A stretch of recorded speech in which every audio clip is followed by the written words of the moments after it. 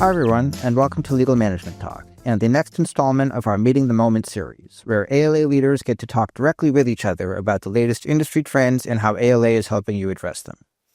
This time, we're talking about something that has become increasingly important in today's legal industry, running a law firm like a business. Fortunately, our two guests are incredibly knowledgeable and passionate about helping firms embrace this mindset shift, and I think you're really going to enjoy their conversation. They are Matthew Sullivan and Catherine MacDonagh, who are both members of ALA's Professional Development Advisory Committee and have many years of experience in law firm management and consulting. Be sure to check out the ALA resources they mentioned, which will be linked in the description whether you're watching or listening. Now over to Catherine and Matt. Hi, everybody. I'm Catherine MacDonagh. I'm the CEO and founder of the Legal Lean Sigma Institute and Firm Guidance Consulting, and a co-founder of the Legal Sales and Service Organization, and proud member of the Professional Development Advisory Committee. And I am Matthew Sullivan. I am the COO of Sullivan Law and Associates, and I'm also the CEO of Unravel Legal, a consulting company for small firms. And I too am a member of PDAC.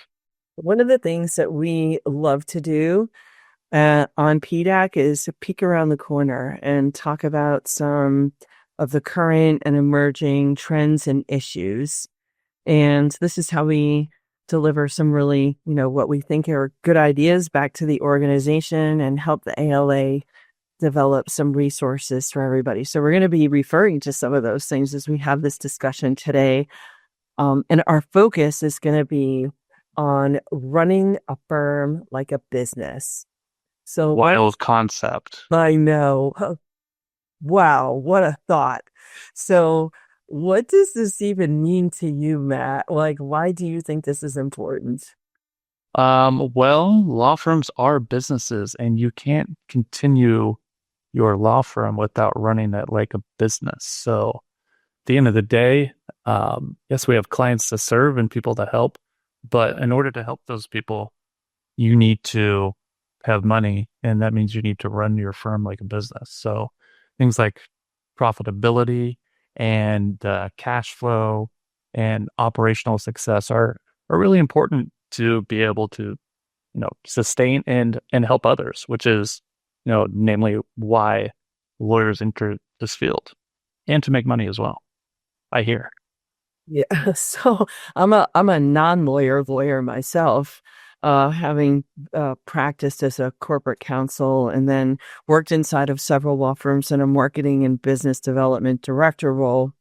And I think it's very interesting to hear law firms talking about maximizing efficiency, and profitability. In fact, Legal Management Talk had a great podcast on legal ops that talked about, changing the mindset of a firm. So people absolutely should go listen to that. But, have you found as a COO, what are you doing to change the mindset at your firm?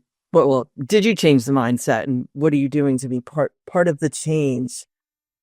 I've been in a role like this or similar there too for, I don't know, it's been 10 or 15 years. And I feel like it has now just gotten to the point where we are operating from business first principles. It has truly taken that long to get into the hearts and minds of the attorneys that we are working with to take business first principles and actually apply those to running the law firm.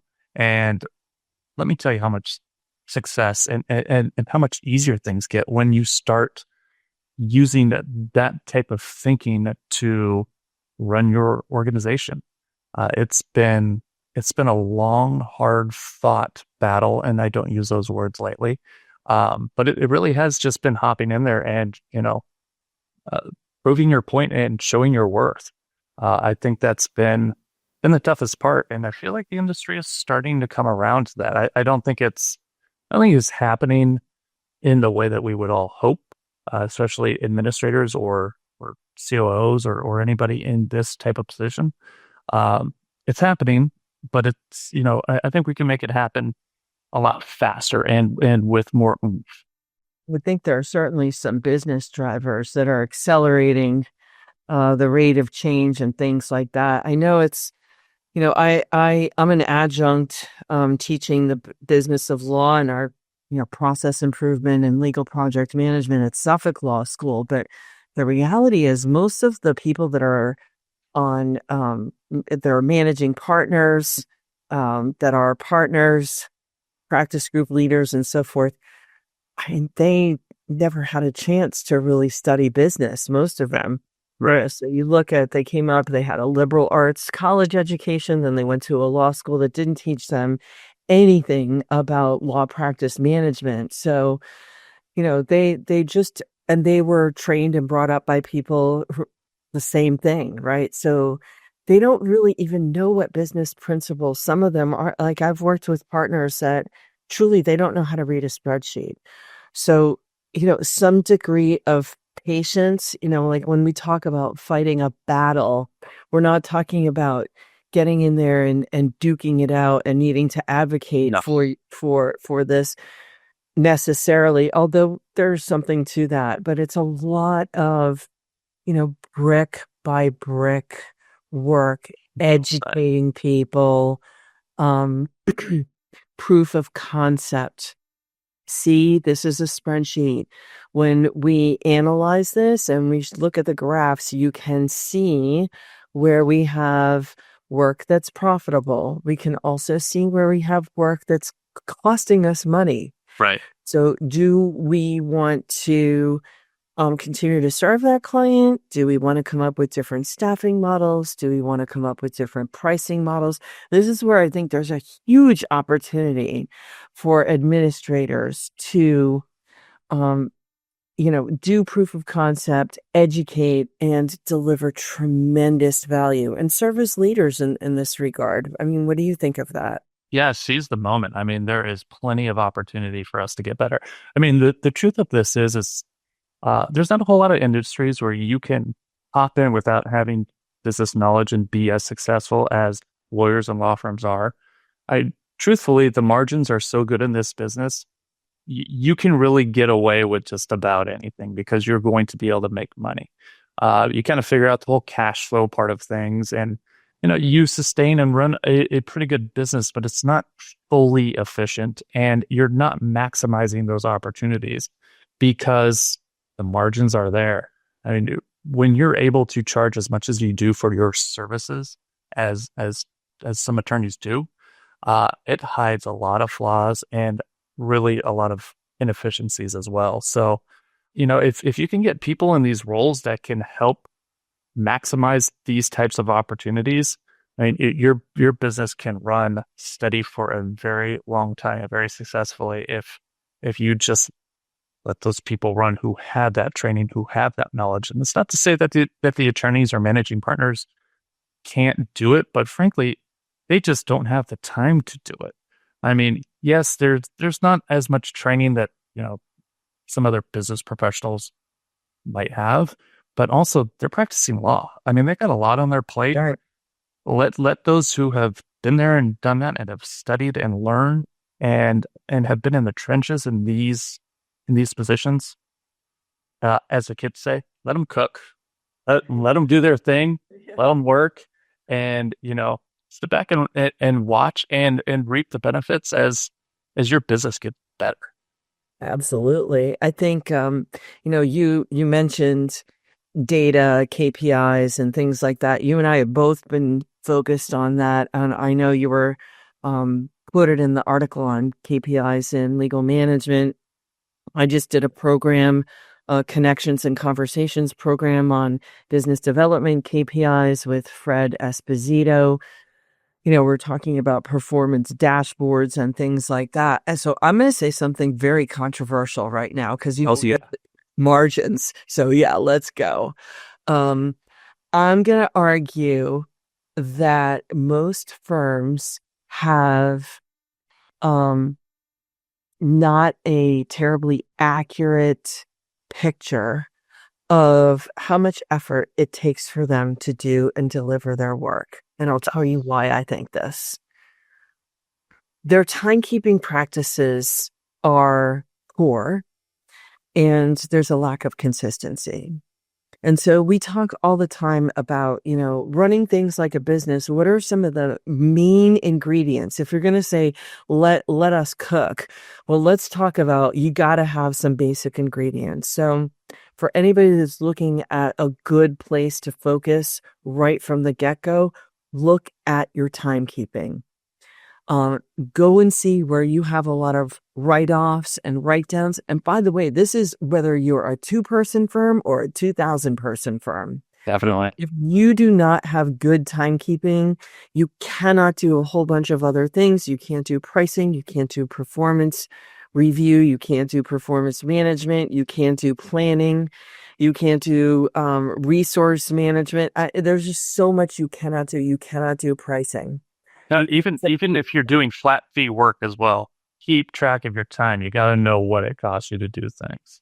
I mean, quite honestly, how long does it take to do these things? And that's why a lot of people move over to flat fee. They're like, I'm done keeping track of my time. It's like, well, you're not going to know your pricing unless you keep track of it. You got to know your margins, and you're not going to know your profitability. So it cracks me up at the end of the year when it's time for comp. They're like, oh, we had a really good year. Really? How do you know? Right.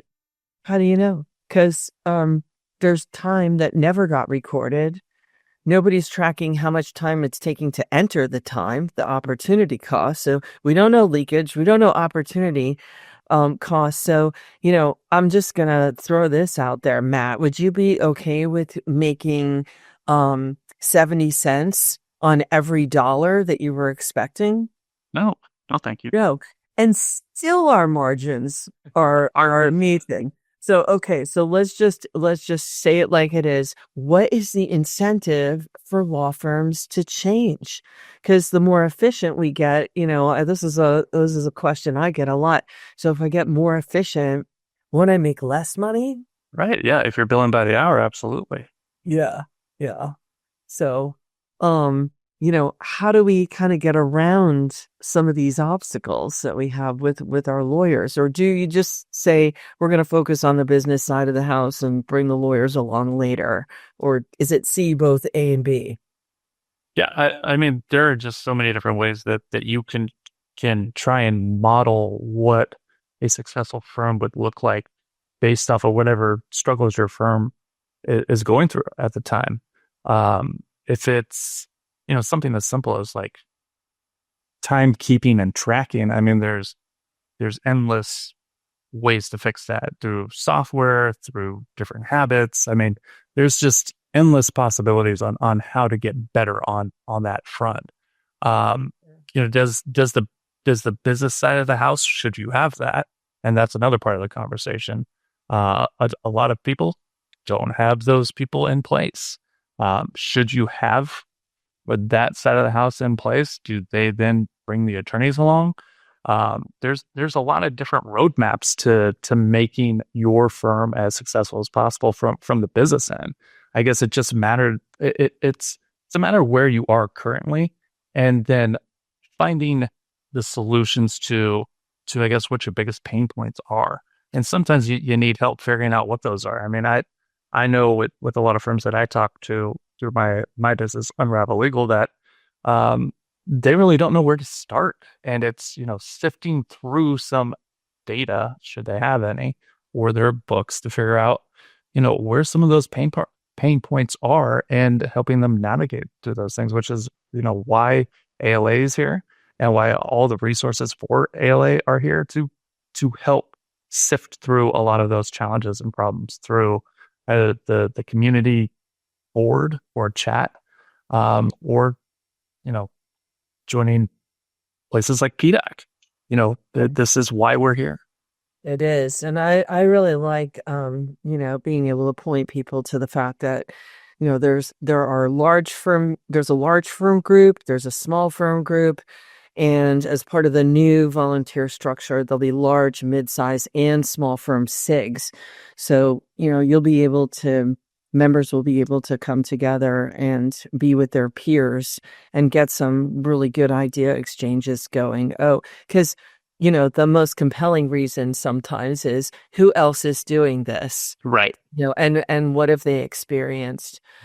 So, using that peer pressure, I always joke that nobody wants to be first, but they all want to be first to be second. Yes. Using the positive peer pressure is really helpful. And then my favorite, having been a client, well, I still am a client of law firms, but I think using the clients, again, totally a scalable idea. I don't think that most firms are doing really formal client feedback programs, but still the clients vote with their wallets. Totally. So even if you're not doing the kind of feedback that you should be doing, clients are still speaking to you. So looking at things like the write-offs, the write-downs, any requests for information, requests for proposals. One of my favorite things that I love to do is take RFI and RFP questions, and I show them all like on one page. Here are all the questions we had. Here's what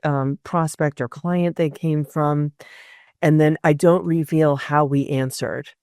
What I do is show the answer that I wish we had been able to produce. And I find it from other firms' websites, especially if they're tracking, they're measuring, they have percentages, dollar amounts, and they've got, the data. We've got the evidence. And then, so I show them what ours could look like, and then I show how we actually answered it. And it is wildly uncomfortable, which is exactly what I want. You should be uncomfortable. You should be embarrassed. Saying like we're a great team and we care about responsiveness. What does that even mean? Right. They're just words, usually. They're just words. Yep. Most of us are working with, either business clients or individuals. And let me tell you, they don't speak habla legalese. They speak real plain language and business talk. So we have to speak the language of our clients. So, we want to make it less painful for them. So Matt, you said you starting with pain points. I like starting with the client's pain points, but let's talk about kind of pain points that you've zeroed in on at your firm that have helped you be successful. I mean, pain points, they're always changing. Pain points could be like, recently it's been on the marketing end. I mean, that's still the business side of the house where we're talking marketing, we're talking sales, and reimagining how it is that we're talking to our clients and making sure that our message to them is a message that they want to hear, a message that makes them feel comfortable, and a message that makes them want to use us and stay with us and be loyal to us. We've gone through pain points with pricing. We've altered how it is that we're pricing based off of changes that we've seen in the market. We've been able to be pretty adaptive and nimble because we are a smaller firm. But the pain points, they vary just so much and so frequently. Another one is staffing. It's a tight market out there. I just can't imagine handling all of the things that I have to handle and practice law at the same time with a caseload of, 50 clients or 100 clients. Like I really feel for those attorneys that are trying to wear both of these very important hats and then trying to scale a business at the same time, let alone just running the day-to-day. Let's look into the future. Let's try and scale a business while doing all of these things. I just can't imagine the stress that they must have trying to wear all of these hats. But I see that most with smaller firms. But I'm sure the bigger firms have the same problem too. Whoever's sitting in that managing partner seat, they may have some more resources, but the knowledge base that you need to have in order to run a business and run it successfully, you need to dedicate a lot of time to just thinking not only about the here and now, but really about the future. What's happening with your firm in 5 to 10 years? What's happening with the industry in 5 to 10 years? To run a good business, you need to be thinking far out in the future and start planning for those needs that are met. And then, not being so risk adverse and, being first to be second, as you so well put. I mean, get out there for me, and try new things. one of the most effective things is to talk about the cost of not changing and let the lawyers talk themselves into the idea that there's greater risk in continuing to operate the way we are now than there is in changing. And so, it's that education and communication. You mentioned so many great pain points. This is, for me, and I admittedly have a totally biased perspective on this, but to me, the answer to all of those pain points is continuous improvement. Absolutely. And that relates to what we at the Legal Lean Sigma Institute call the P+ ecosystem. It's people, it's planning, it's process improvement, project management, performance management, it's platforms. But, we're so quick to just say, oh, we'll just get this piece of technology or this, so I want to encourage people because, Matt, you raised a really important point around the talent, the war for talent. Focus on people first. People, process, then platform is always our recommended sequence. And, just understand once you go tinkering with one element of kind of that P+ ecosystem, everything else gets affected. Right. So I think being methodical, being systematic, while also staying opportunistic. And I love how in law we seem to have equated size with being nimble. And I've seen very large firms be extremely nimble. And I've seen very small firms take forever and a darn day to make a decision. But working, we all prove to ourselves, when we focus on the employee experience and the client experience and our brand experience, we can make a lot of really good things happen. We really can. So I think, focusing on that and, again, we're back to data, looking at the cost of ignoring your employee experience. Yeah.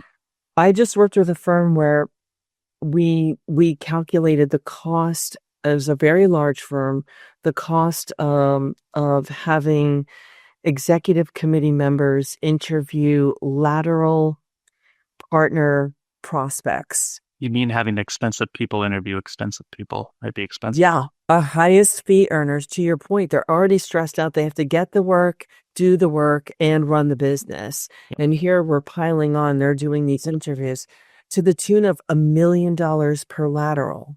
I believe Go back to our conversation about when you think like running a business, you're constantly thinking about return on investment. Right. What goes into it? What's the total cost and what comes out of it? If what comes out of it is not worth it, that's a good conversation to have.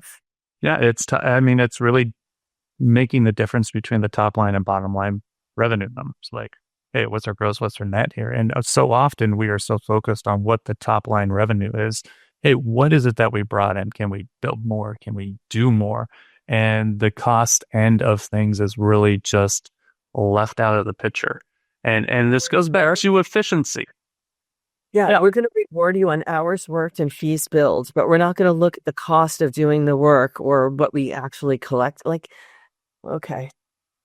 All right. Yeah, it's a hard conversation to have, but also an easy conversation to have if you can just use the data that you have accessible. And figuring out the cost of name your thing. I mean, we can all have a difference of opinion on what something costs. I mean, that's often in our space. People are always talking about costs that's attributed to the attorney or paralegal or team or department. You can hash out those costs and figure out whatever they are, just agree upon them, and move forward in that direction. Don't get bogged down by who is assigned what and for how much and what percentage. Do we really need to know how much paper you used or the size of your office to attribute the exact cost? Let's talk big round numbers and let's make this easy so that we can figure out what works and what doesn't work. Because that's all we're trying to figure out from the business end. These pain points are going to pop up. Use your data to solve for those problems instead of, just taking a wild guess or a stab in the dark and fly by the seat of our pants and, hope that it works out. There's just so many avenues that we can succeed if we just are using business first principles, and that is very data driven, and having time to actually analyze that data that you are collecting. We go through and make all of these reports, but we don't spend enough time analyzing those reports. So that's the next step in the journey to know what works and what doesn't work, is that analyzing process. It's so important. So making database decisions, I think we're in agreement. While we would love to have high quality data and some consensus around things like key performance indicators, right, ultimately they're not really that necessary, especially when you first get started. If you know how to make a business case and you just make some conservative estimates and you talk about what your assumptions are and you can extrapolate, this is 3 months of data. If it continues along the same trend, it's going to look like this, conservatively speaking, but show your math, right? Because one of the greatest things about working with lawyers is they are logical. Yes. And very sequential thinkers. And so, here is when I just encourage people that are watching this, use your presentation skills, really know your audience, prepare for your audience. Logical people spell it out, A, B, C. Thou shalt not go from A to C without stopping at B, because you're going to lose people at B. That's right. Right. So I think making some back of the napkin calculations like you're suggesting, Matt, I'm in real agreement, because the point is not always to have the right answers. Right. It's to pose insightful questions. Think about how, I don't know about this. Yes, stimulate curiosity. Lawyers, we're trained in law school, most of us anyway, with the Socratic method. So all you really need to do is come in with a fact pattern and some really good questions. And I promise you, this is going to help. It might not get to the right answer, the answer that you want immediately, but it'll be an important step along that journey. Don't you think, Matt? Yeah, I remember those days from law school where we loved having the professor call on us and go through that great Socratic method teaching. I mean, wait, I think we all had a little PTSD from those days. For sure. Yeah, make sure you studied your cases and that you had all the right answers and you thought through it properly. No, I mean, I think the biggest takeaway from people who are trying to get their firm to move towards a more business-minded way of thinking is to do exactly what you've said. Don't be afraid to get out there and be wrong. Don't try and be perfect. Like, be curious and just start putting things down. And that is some great advice. Going from A to B to C here. You don't have to be perfect with any of this. Show your work and get to that conclusion that you think might be right, and just plot along the journey that way. And yes, know your audience. Keep it short, keep it sweet. These attorneys don't like to have meetings that go on forever. And be concise, be to the point, and please don't be perfect. I know many people who sit in our seats or trying to get to that level. They are trying to be so perfect. We got some type A personalities that they can't handle not being exactly right And if they don't know that they're right, they won't even present it. And go in there with a good idea, with a theory, see if it works yourself, and throw it against the wall. Let's see if it sticks. You never know what's going to come of that. It might just be the conversation that you have with that attorney or partner that propels something else to happen. It's just getting those conversations started. So many good ideas happen that way. I love that. That is a great way to meet the moment and the next moment and the next moment and the next moment. So there's a lot more we could talk about, but I think that's such a great way to wrap up. Let's just leave it there for today. Love it. This is a lot of fun. It's always so much fun to get together with you, Catherine, and talk about this stuff. Hopefully everyone has enjoyed this. It's been a lot of fun.